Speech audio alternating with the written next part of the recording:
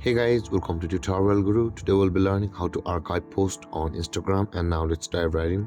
Now to archive posts on your Instagram account, first open up your Instagram app, and on this interface at the bottom right corner of the screen you can see your profile picture icon. Tap on that and all of your posts will be available over here, your videos, your drafts. You can see now in order to archive your post, let's go to a post, and over here you can see all of your posts available in a stereo.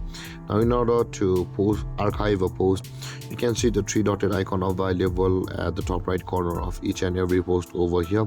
Simply tap on that three dotted icon and this kind of menu will appear where you'll be able to archive your post.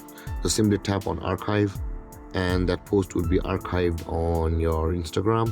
And there guys, this is how to archive Instagram post. And if you have any confusions or questions regarding the topic, feel free to comment in the comment section below, and don't forget to like, subscribe and hit that bell icon for more videos. Thank you for watching guys. Peace.